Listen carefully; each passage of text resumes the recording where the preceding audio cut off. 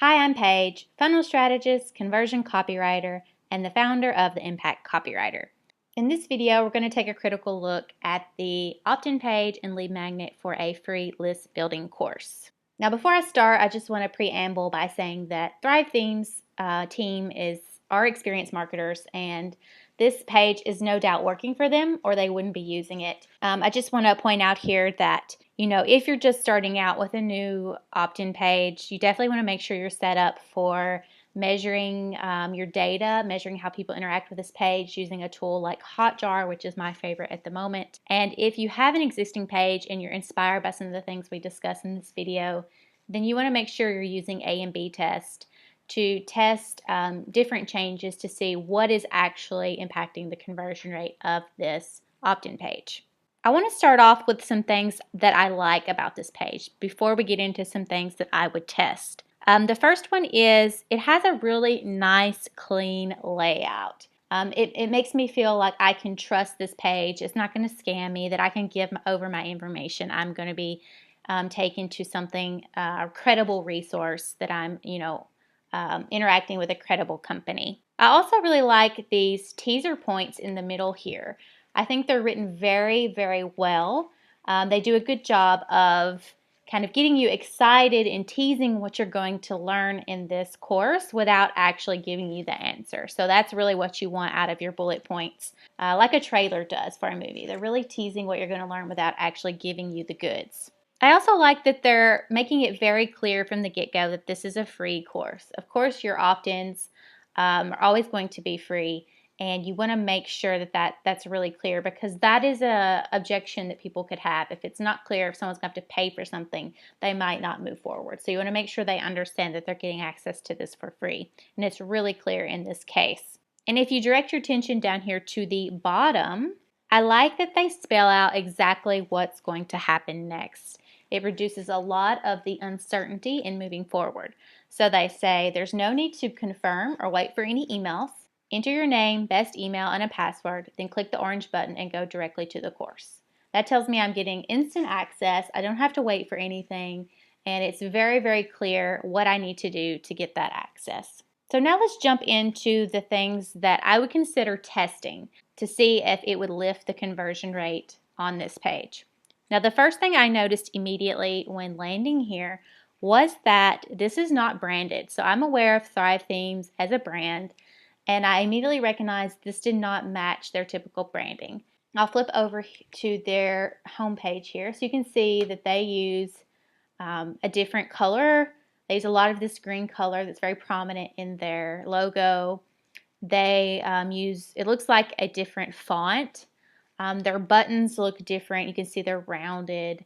It's a different feel. So they are using kind of a similar blue. I'm not exactly sure if it's the same one, but it doesn't really, this page here doesn't really feel like Thrive Leads, like their brand. So that's something I would consider testing. They may have a purpose for not doing that. Maybe they're doing this in a partnership with another company, so they want to be very neutral.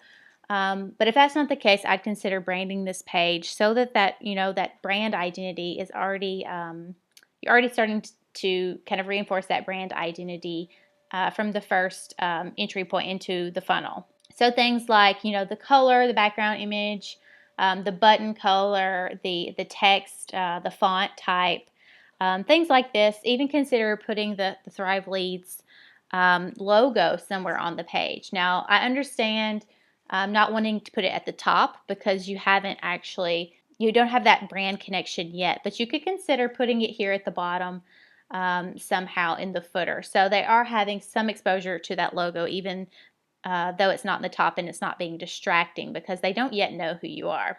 The second thing that I noticed was that the headline was kind of vague. So what does taking my list building to the next level really mean? I will say that I landed on this page from an ad, and the ad had a very similar message about taking list building to the next level. So there's a really strong message match here between the ad copy and the headline copy. So that could be why they're using this headline, simply because that's a best practice to have a strong match in your ad copy if the ad's performing well, and your landing page headline. But I would argue that this is kind of vague. What does the next level mean? So I would propose testing something like adding a pre-head, so a little bit of text before the headline that says free course, next gen list building. So we clearly know that kind of what this is about. And then in the headline, I would consider moving this first teaser bullet here up as the headline, because I feel like it's a lot more specific, and I get a better idea of what this list building course is going to do for me. So build a more engaged, better targeted, and more valuable list of leads for your business. That is a really strong headline and might work better. The third thing I noticed was that the subhead kind of threw me off, because, I came to this page for a free course, but now we're introducing the idea of a newsletter. So I understand the mechanics behind it. I understand what's happening in the back end, that, when I sign up for this, they're going to add me to their newsletter, but I'm also getting access to this free course. But considering that people are coming here for the free course, introducing the newsletter is for me confusing. It may be confusing some of the other visitors who land here. So I would test removing any mention of the newsletter. So remove that subhead there and the little bit of text at the very bottom of the page where it says sign up to join our newsletter and get instant access. I would remove all of mention of the newsletter. You can always address that kind of housekeeping stuff that they're going to be added to the newsletter in a follow-up email. So it's not necessary to put it on this page. So instead of having the original subhead, I would consider pulling the bit of text at the bottom, starting with get instant access to the 6-part course. No need to confirm or wait for any emails. Enter your name, best email, and a password. Then click the orange button to go directly to the course. I would move all that up, minus the newsletter part, and use that as a subhead, because that is really, really specific. It takes all the uncertainty out about what's going to happen next. How do I get instant access? Do I have to wait for this? It answers a lot of lingering questions, in a prospect's mind or in a visitor's mind. So that's what I would use for your subhead. The fourth thing I noticed was the image. Now, though it's a nice image, it makes me think that I'm getting a download and not a free course.